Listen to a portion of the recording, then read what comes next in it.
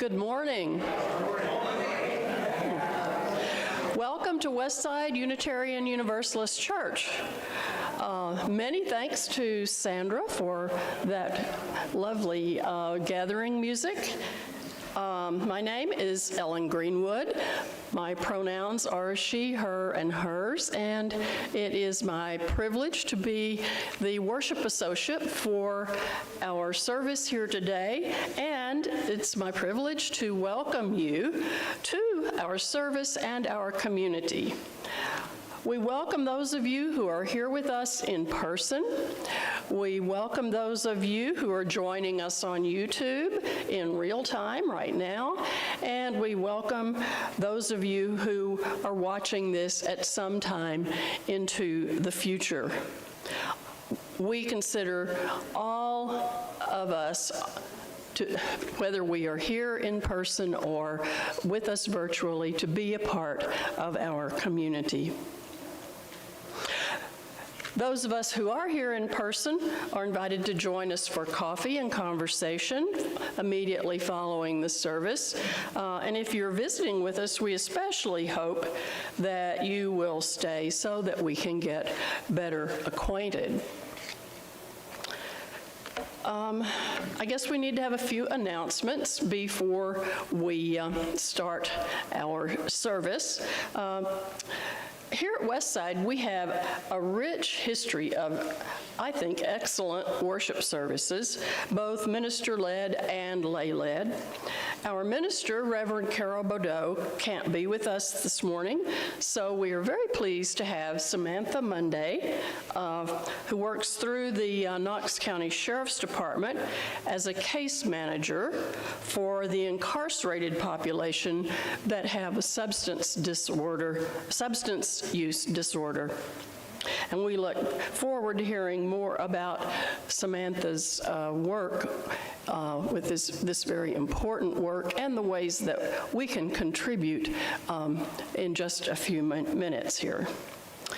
There are announcements in your order of service. Be sure and look at those, read those, not while Samantha's talking, but at some other time.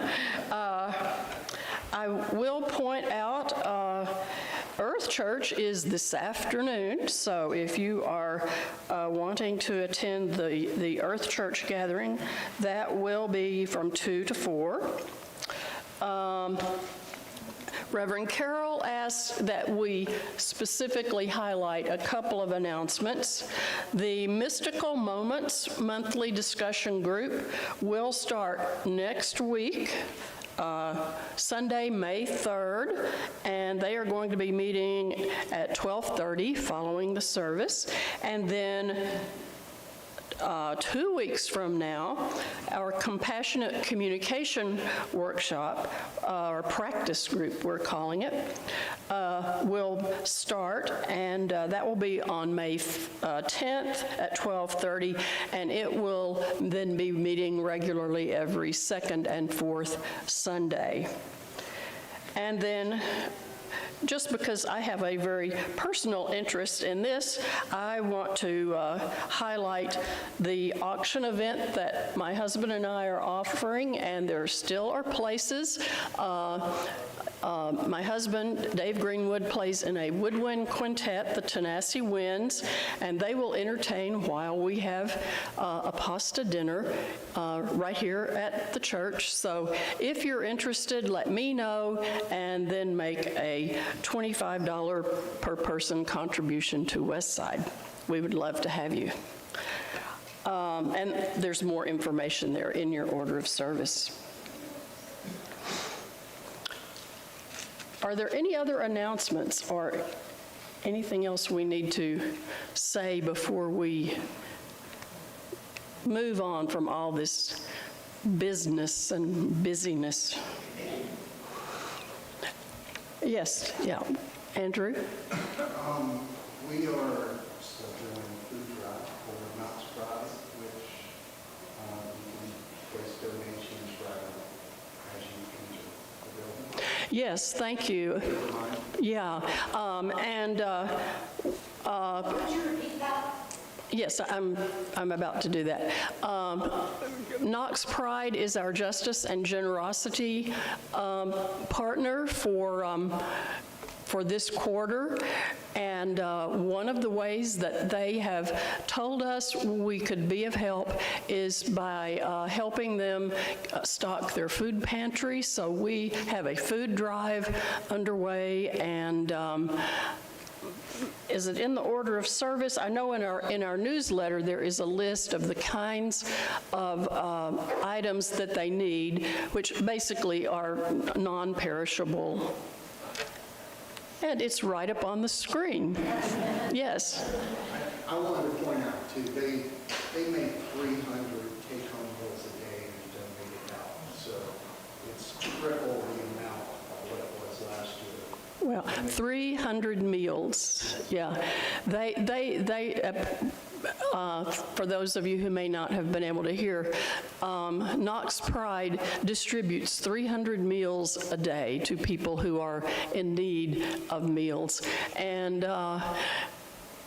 you know, as I understand it, they started as just a resource center for the LGBTQ community there in South Knoxville, and their center has grown into a huge center of help for, I think, that whole community. I don't think you have to, you know, prove that you are part of the LGBTQ community. If you're hungry, if you're in need of clothing, of any other help, they are there, and they are filling a tremendous need.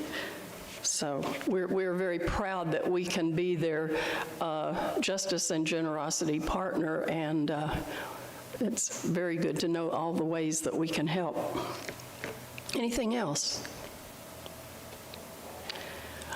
All right, then I will ask Chris Edkins if he will come and invite our singing bowl to sing for us and help us move into the real heart of our service.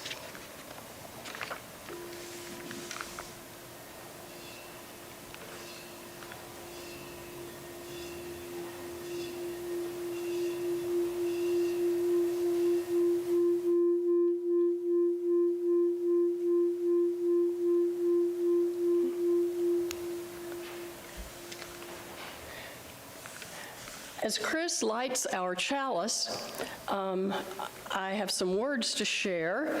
These words are adapted by me from a reading that I found on the UUA's worship web by Pat Uribe-Lichty, and I hope that they will forgive me for modifying their words somewhat. The chalice is a symbol of our faith. Like our faith, it speaks to each of us personally, and it calls us to community. When our personal journey has lost its path, may the light of our chalice guide our way. When we feel lost in a chaotic world, may the light of our chalice give us direction. When we are afraid of the times we live in, may the light of our chalice give us courage. When we despair at the injustice and cruelty around us, may the light of our chalice encourage us to action. We light our chalice as a symbol of our commitment to each other, to ourselves, and to the world. And each Sunday, for some time now, we've been lighting community candles, one of concern and one of hope, to honor our dedication to the wider world outside of these walls and this congregation.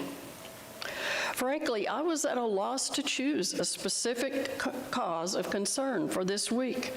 So many people are hurting, either from war, from gun violence, from environmental degradation, from the injustices that we humans inflict upon one another. And so we'll light a candle for our concern for all of our fellow travelers who are suffering.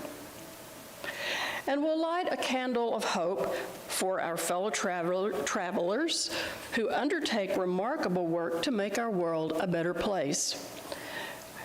Inspired by our book club discussion yesterday, we had a great discussion of a book entitled Guardians of the Trees.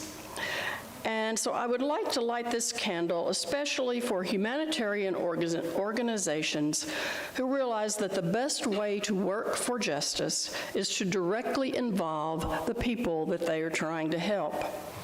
In Guardians of the Trees, we learned about an organization called Health and Harmony that recognizes that health care and environmental care go hand in hand, and furthermore, that the people in the rainforest communities are the experts on rainforest, and that they know best how to care for these and how to tell the helpers to help them. This is a model that we try to follow when we engage with our justice and generosity partners here at Westside as well, at least in our small way. So we'll light a candle for all this good work by organizations who use radical listening, working side by side with the people they're trying to help. And today, we're going to also light a third candle because this past week, we celebrated Earth Day. Caring for our Earth is a part of our mission here at Westside and a significant aspect of our values as Unitarian Universalists. This Earth Day was preceded by Artemis II flying around the moon, and I know that many of you were moved, just as I was, by the photos of our unbelievably beautiful planet, our blue boat home, and by astronaut Christina Koch's statement, "There's one new thing I know, and that is planet Earth. You are a crew. We are all in this together." And so we're going to sing the beautiful hymn, Blue Boat Home.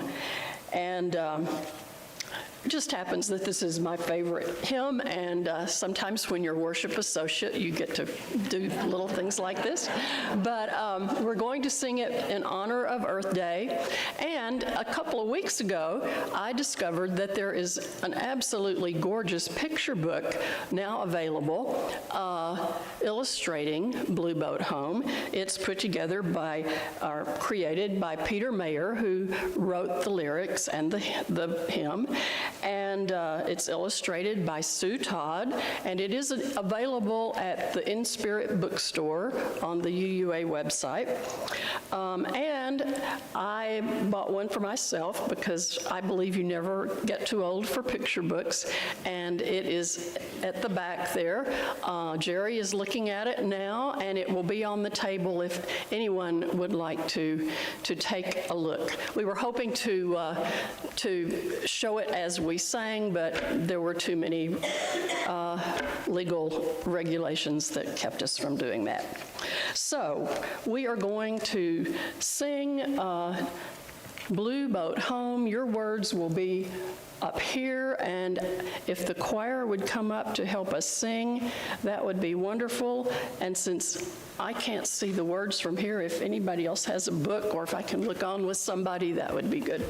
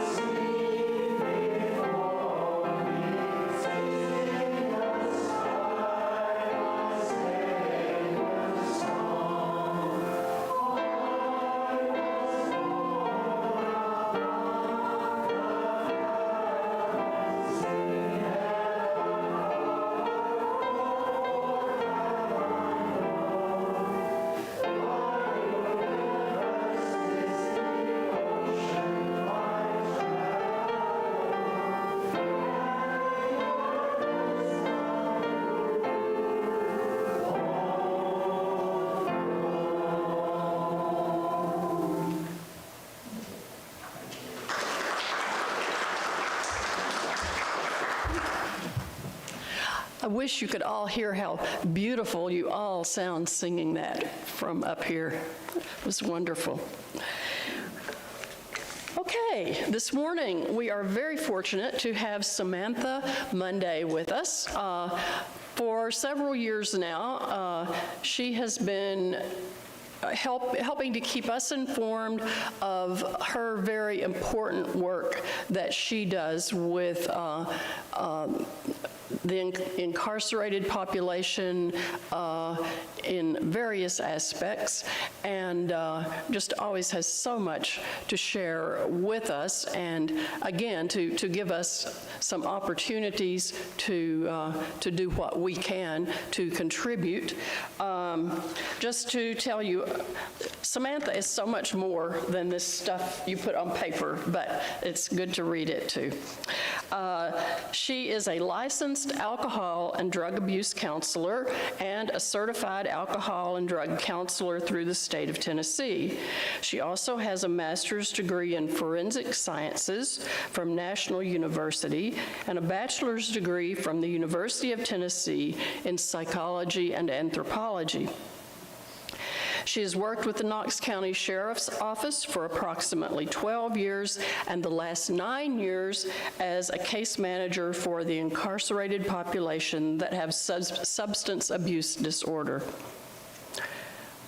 She works with the judicial process as an advocate and assists individuals with various levels of treatment, sober living, connections to mental health services, housing, and any additional help that the individual may need to be successful. And so I won't take any more of Samantha's time. I will let her talk with you. Good morning. Thank you for having me. I appreciate you coming to listen and learn. As she said, I've been with the Sheriff's Office about 12 years. I'm used to projecting, so I'm not used to mics. You might need to pull that up a little. You're Up. I usually don't have inches on anybody. Is that better? Okay. So what I do is kind of monkey in the middle. I am there for the inmate. To give you a little background about how big our criminal justice system is in Knox County, if you don't know, we have 5 Sessions Court judges that process individuals who have misdemeanors. We have 3 criminal court judges. As of this morning, I looked at the morning head count, we had 1,335 individuals in custody. We have 3 facilities. We have the downtown facility that's housed inside the city-county building that houses about 215 individuals. We have a work release building that used to be called the DUI building. It has a lot of names, but it houses the folks who are out on our work crews. So if you're out in the community and you see somebody with KCSO inmate on their back, they're usually a minimum security inmate that's on a work crew that live in that building, and there's about 100 of those. And the rest of those 1,300 are in the main facility, otherwise known as the detention facility. So we have folks, that's a large portion of the community as far as I'm concerned, that come in and out of our facility. Our average length of stay for somebody is about 30 days. We do have those that are arrested and they're there for a couple hours to 2 or 3 days, and then we have folks that have been there pushing 2 and 3 years waiting on a trial. So we have people of all lengths of stay and all different varies of needs. With our folks, everybody I work with is going to be considered indigent by the court system, meaning that they don't have funds to pay for an attorney. That is the vast majority of every person in custody. Our public defender's office is really amazing. If you've not had the privilege to know about them, they have about 30 to 40 attorneys, and they also have a team of social workers. Those social workers support those attorneys and those inmates or clients. I work with everybody else. So anybody who doesn't have the public defender's office gets an appointed attorney through the court system, and that's about 40 to 60 different attorneys in our community, and they refer folks to me and my partner. I don't do all of this alone. Jennifer Sharp's my partner. She couldn't be here today. It's her daughter's birthday. But last year alone, we helped get 442 people out of custody. We put clothes on about 150 people.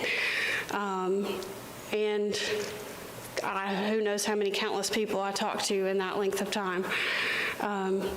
I assess anywhere from about 200 to 350 people a year for levels of care, and then try to navigate them through the judicial process and advocate for them to get them out of custody and back into the community. And that can be an uphill climb at times, especially for certain charges. So kind of the process is a full clinical assessment, and then we figure out what their levels of care are. And obviously all these folks have substance use disorder, and I will tell you 97% of the people that are in custody have some sort of substance use disorder and/or some sort of co-occurring disorder, meaning they have a mental health component as well. And that could be something as simple as a depression or an anxiety, or it could be as extreme as schizophrenia, paranoid schizophrenia, schizoaffective, the list goes on. So when we assess those people, we're looking at levels of care, meaning are they going to need an inpatient treatment? Are they going to need a PHP level, which is a partial hospitalization? Are they going to need outpatient? Do they need a place to live? And I will tell you the bulk of the folks that I work with are chronically homeless.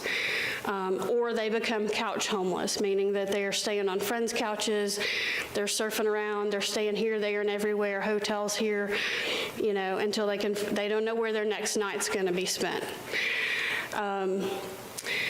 And as we know, studies, thankfully, past administrations have done some work and figured out that if we house first, we can treat later and have good outcomes. When folks are in the judicial system and they fill drug screens, it doesn't quite work that simple. So we try to get them treatment. We try to hook them into levels of care with mental health.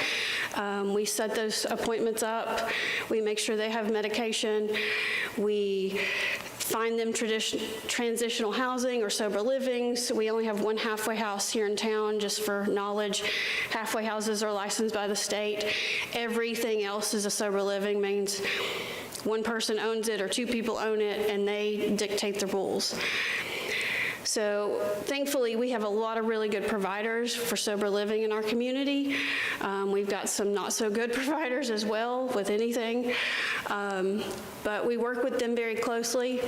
I will tell you our job has become more challenging with the Trump administration, who came in and sliced grant funding on all kinds of sides, and our governor continues to do the same thing. Because if we didn't have grants, we can't get treatment for people. Without grants, we can't get mental health treatment. Without grants, it's hard to house people, because as an owner of a facility, you need money when they hit the door. And I will tell you, since January, I've had zero funds for housing. Everybody's out of money. It just continues and continues and continues to get slashed. I get very frustrated because I feel like the vulnerable people are the ones that everybody's coming after. And I tell you this because we're in a nice voting time, so choose wisely when you go to the polls. I had a young man show up at my doorstep the other day, and I rocked his world. He didn't want to hear what I had to say, so I'm being very picky about who I vote for, particularly with county commission, because they decide what grants are going to come into this town, who's going to get it, where that money's going to go. But I will tell you, I see everything under the sun with these folks. Most of them didn't come out of high school. Some of them did, but didn't come out of high school addicted. That happened later in life. They've had trauma, adverse childhood experiences that come back. Statistically, folks who have a major trauma event in their teens and early 20s, it usually comes back in their early 30s to kind of bite them. And then they don't have coping skills, and then we see addiction come into play. So I know I spoke probably, a year and a half or so ago about the human trafficking in our area. It is abundant here. It is getting worse. Because of the interstate system being what it is, we are a 2.5-hour drive to Nashville or Atlanta. And the stories you hear about people disappearing, I can tell you that most likely they're in the Middle East being a slave to somebody. It's real, it happens. I have had many cases, and I won't go into stories, but I had one young lady who was trafficked. She was basically captured here, she ended up in Texas, and she jumped out of a moving car in front of a moving car, and that was the only thing that saved her life. She's doing very well now. She's just had a stint in custody again because she had a major relapse, and we've gotten her back on track. I will tell you that probably the hardest day of my career is I had a lady who had been trafficked, who got recaptured, waiting on a bus, and thankfully to the alphabet soup, we were able to get her back. She was thrown in the back of a semi, and the semi was pulled over north of Atlanta. She's now 3 years sober. Mental health is together. She's taking care of herself. She just recently got a job.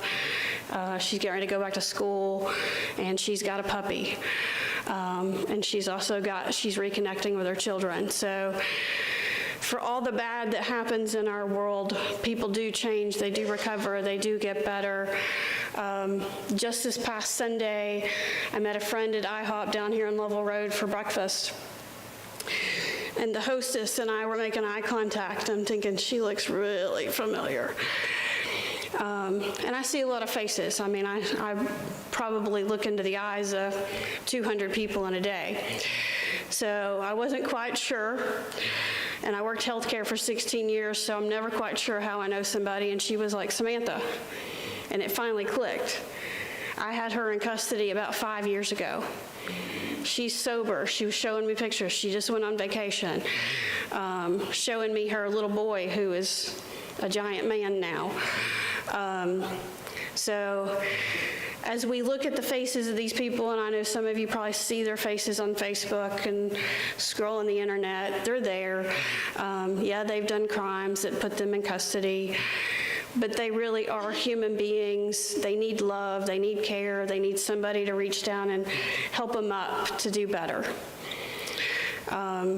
And that's what I do, is I try to give people just a little bit of hope. I've had inmates tell me that I'm the only smile they see all day, and that's probably the case. Working in the environment that I work in, it's not a happy place. It's concrete everywhere you look. It's not meant to be fun. Nobody wants to be in jail because it's not a good place to be. But just being able to reach out and give somebody a smile, let them know that they can change. They've kind of nicknamed me Go Home Monday in the jail, because they know when I show up, that ball's going to start rolling and they're going to have an out date soon. And so that's what they're looking forward to. I can tell you, provider-wise, I probably utilize and talk to 20 or 30 different providers in a given week just to get somebody out and get them moving. We have case managers in the community that I do warm handoffs to, so that people have that kind of transitional care, so that the person on the outside knows exactly what they need. The smallest things trip people up. Having an ID, having a birth certificate, getting a Social Security card, which the government doesn't make easy. And I've seen it take as long as 3 months to get a birth certificate out of California. So those are all things, if you don't have those things, you can't get a job, you can't get food stamps, you can't get mental health care.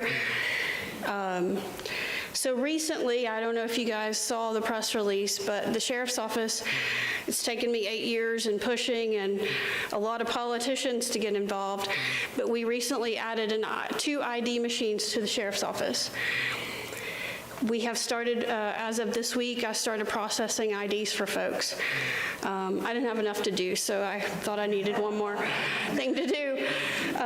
So I issued 12 IDs. 3 of them were actually driver's license on Wednesday. So those ladies will actually walk out the door with their piece of paper, and hopefully the plastic will get there soon to make life easier for them when they get out. We're going to be training more people to be able to do that, but that's going to be another service, and that's all through grant funds like everything else. And that's kind of a collaboration between the state, the county, and the sheriff's office. So I'm not exactly sure how many we process. We have one at Work Release Center and one at the main facility. So we're looking at probably doing 10 to 20 a week is kind of the goal at this point. And that doesn't sound like a lot given as many people as we have, but it's going to make a huge difference for those people. And I'm super proud that that's happened. So other things that we do as we move people out into treatment, everybody needs clothes. I can't tell you what it must feel like to have no clothes and nobody to call to bring you clothes. I had a young man who was schizophrenic. We had stabilized on meds. I sent him to treatment. I personally spoke to his father, and his dad's like, yeah, I'll bring him clothes. What day do I need to bring him? I told him. He'd been there 2 days, and he called me, and he said, Samantha, I just need some clean underwear. He wasn't worried about the fact that the clothes that he had on, he had been arrested in and had on for 3 days, and they would mildewed while they were sitting in his box waiting on him to leave. All he wanted was clean underwear. I forever hold on to that story because that is such a big deal, to have dignity, to be able to sit in treatment and not worry about how you smell, much less is your underwear clean. So we maintain a clothing closet in our facility. I've actually got 2 or 3 locations. My office looks like a thrift store. I can't even move in it at times. I've got clothes everywhere. But people need to be able to sit in treatment to get better, and they need to have on clean clothes. It's really very simple. It's a basic necessity. I typically send them out with 2 to 3 outfits. If they're going to sober living, I do it as well. If it's somebody who, you know, and this happens a lot, and I'm thankful for it. Like I had a young man last week who was like, Samantha, I weighed 155 pounds when I got arrested. I'm 215 now. So in the 10 months he was in custody, he'd gained that much weight, which means he's healthy now. So I'm happy to give him some clothes. And the girls do the same thing. The inmate girls will refer to it as biscuit butt because they've gained weight while they've been in custody because they're no longer using substances and they're eating carbs and they're not doing a whole lot of activity unless they choose to. So it's important to put clothes on people. This congregation has been amazing at supporting me with clothes. I know I've sent emails to Reverend Carol and Brad, and I'm like, hey, I need these sizes, can you help? And usually in about a week or so, I get an email back like, we've got it sitting here waiting on you. We set up an Amazon account as well, and I don't know. Oh, look, there it is. That has been amazing, and it's kind of crazy. You know, I always say it's a spirituality thing because I'll get down and pull the very last bag, and I'm like, now we're out of bags, now what am I going to do? And then 2 days later, an Amazon box shows up with bags. And that's somebody here, and I frequently don't even know who the person was that sent it, but I'm forever grateful. Having a bag to put stuff in is a big deal. Men's pants are always the hardest for me to get because men will wear their clothes until there's threads and they don't donate them. So men's pants are really big. Stretchy pants are always a helpful thing. Elastic waists, and obviously leggings for women. Or stretchy pants. Those are always very helpful things for me to be able to put clothes on people and do it quickly regardless of size.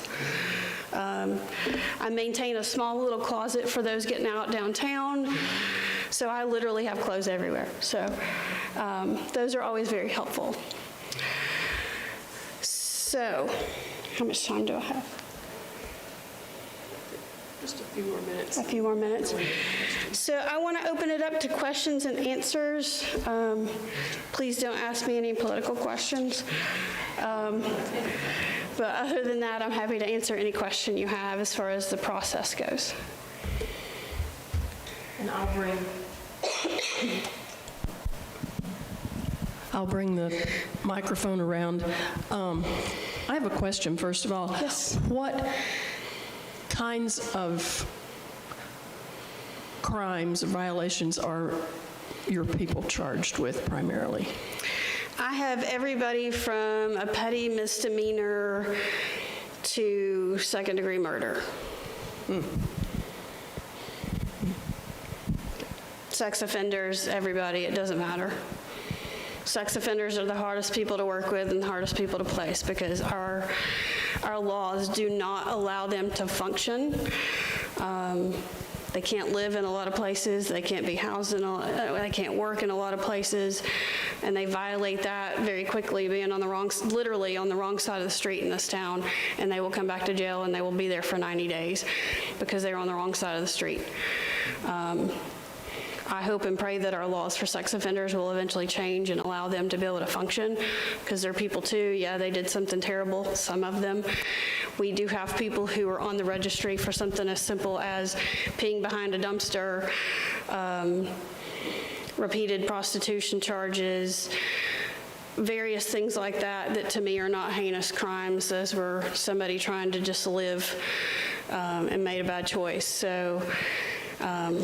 And then we have the folks that, really did rape a child, and that's horrible. But we also want them to live and function after they've done their time. What do you think are the biggest impediments to somebody recovering, getting back into to productive society once they've come out of incarceration? The biggest thing I would say is just housing and documents, and sometimes it's just want. People want to do well while they're sitting in custody and they're sober and they've got their head screwed on straight. It's trying to maintain that when they get out is the biggest hurdle. And trying to get them prepared to meet life on life's terms. Most of us in this room, if we go out and we have a flat tire, or we go have a bad day at work, we know how to cope with that, or we have a bad communication, or we lose a job, or whatever. We know how to cope with that. It may struggle a day or two, but we're going to deal with it and move on. They don't have coping skills for those things because their solution previously was to go get high. So it's literally retraining them on how to live in the world and meet life on life's terms. Can you use gently used men's clothes, or do you have to have new clothes? Gently used is perfect. As long as they're clean, that's my only request. The human trafficking, is that just like any woman or any person's being grabbed? Yes. Or, so like anybody could be? Yes. Is there any places we need to be more concerned of or be with somebody else than? I can tell you that we've had people abducted in Turkey Creek. My God. In the parking lot. It doesn't matter where you are. Wow. Knowing your environment, knowing what's going on around you, staying off your phone, walking through a parking lot is huge, because if you're looking down and you're not paying attention, knowing what's going on around your vehicle when you're walking up to it, if there's somebody sitting in their car. I have walked up and there's been people sitting in the car, and I don't know if they had anything nefarious on their mind, but I've walked all the way around my car almost and looked at them and then walked back into the store. Safety is a huge thing. You've got to pay attention. Knowing your environment, usually a lot of times if you make eye contact with somebody, they will leave you alone because you can now ID them. But yes, it doesn't matter where you are, it could happen. And they get more and more crafty about ways to put money under your windshield wiper, put money under the handle of your car, lace that with drugs, whatever. Those things all happen.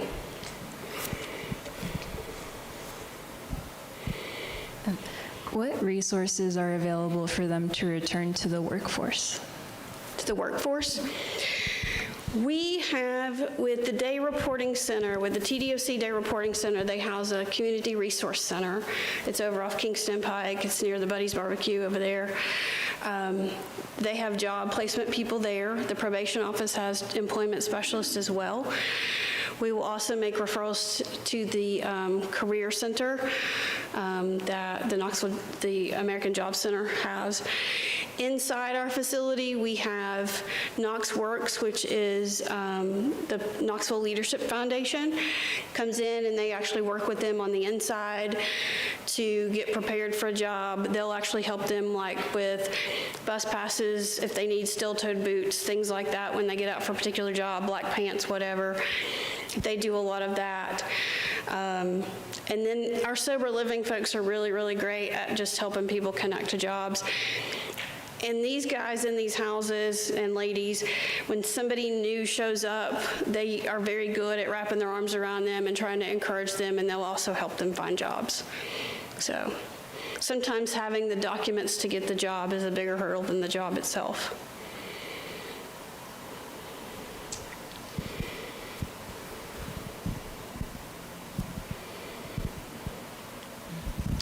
You frequently mentioned you work with women. I'm wondering what proportion of women to men are incarcerated? We have about 300 to 400 women at any given time. Very small compared to the men. Yes. Yes, we are, most of our housing units are men. We only have 3 small buildings for women, and every other place is men. So I highlight the ladies because I feel like they get left behind.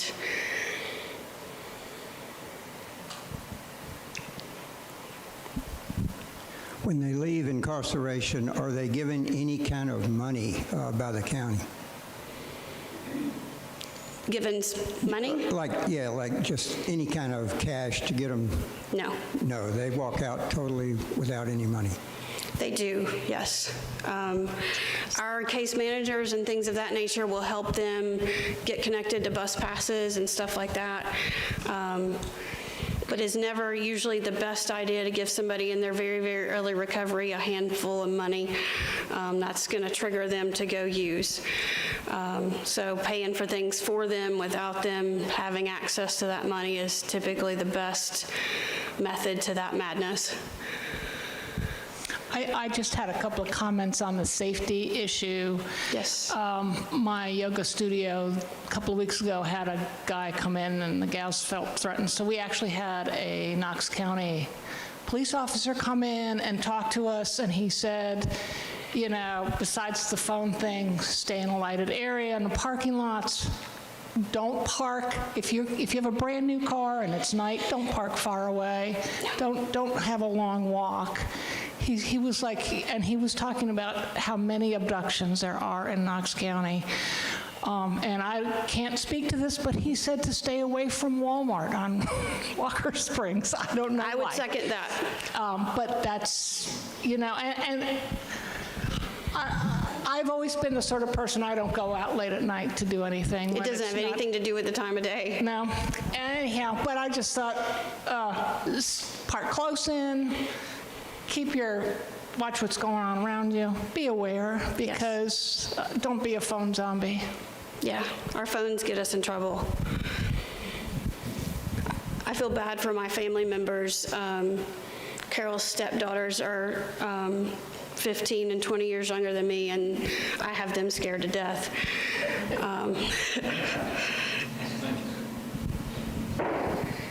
Have you ever worked with child molesters? Yes, many times.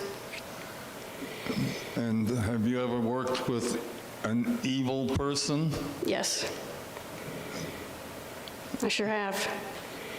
How do you define evil? Well, I think that's a feeling. There's probably been 2 or 3 people I've come across in my career that the hairs on the back of my neck stood up. One of those I can recall, this was back in my probation days, I looked at my coworkers and said, if that man's not killed somebody, he's going to, and 3 weeks later, he got arrested for first-degree murder. He'd killed somebody about a week and a half prior to that, before I met him. And he had no qualms about it. We've got 2 gentlemen in custody right now who have no regard for human life at all. They don't care who they hurt or what they're gonna do to somebody. So I would call that evil.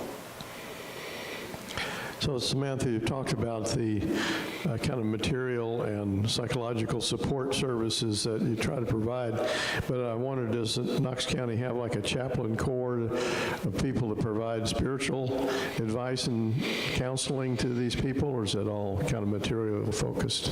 No, we have about 300 volunteers that come into our facility, and I would say 200 of those are probably faith-based. Whether they meet with them individually or hold church or celebrate recovery meetings or Bible studies of various kinds. We have a lot of spiritual folks that come in and out of the facility. And a lot of them will continue with whoever was working with them on the inside, they'll continue to meet with them on the outside. So, lots and lots of volunteers. It keeps that facility running. Brad, do we have any, okay, no, nothing from online, okay. Okay. We have probably time for one more question if anyone has one.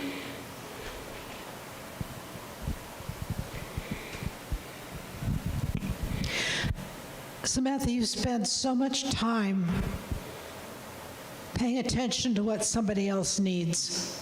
What do you need for you to keep you doing this? It's got to be so hard.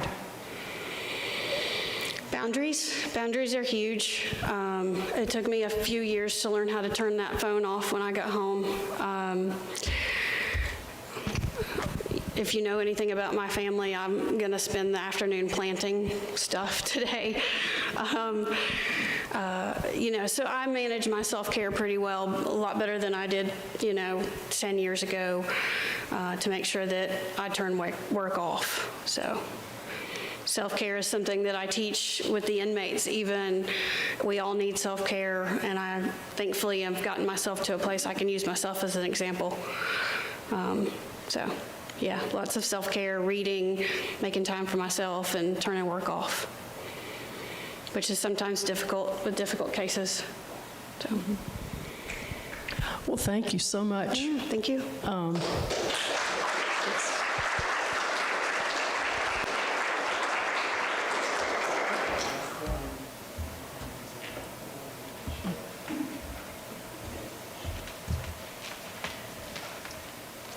Samantha, we really do appreciate you coming and sharing what you do with us and helping us to be a little bit more connected to our wider community. There are all different aspects of our community that most of us know so little about, and giving us an opportunity to give back when we can.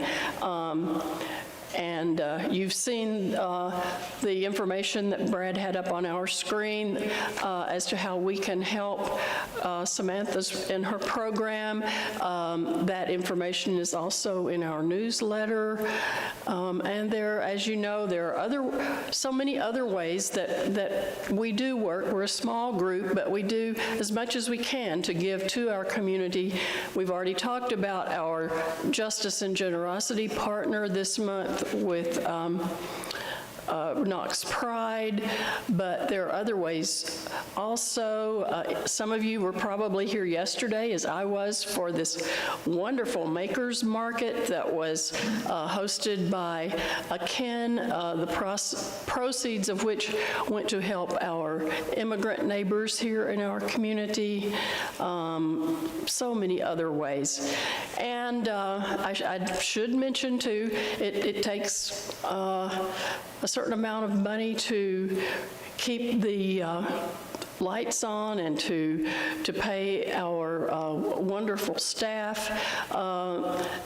So we have ways for you to do that. We don't pass the plate anymore, but we have boxes at the back where you can make contributions, and we have QR codes that you can use. These are also available online, and you can contribute just to West Side or specifically to this quarter to Knox Pride. Or you can just be here and be a part of our community. That is a tremendous contribution. Let's close as we most often do by standing, and if you feel comfortable holding hands, we'll hold hands. As Reverend Carroll always says, it is perfectly fine to hold your own hand. Things like COVID seem to never want to go away and leave us, but I do have just a few words for our closing. These words were written by Adam Slate. Be kind, be brave, be just, be merciful, be hopeful. This is how we keep the chalice flame burning until we are together again to light it anew. Go in peace.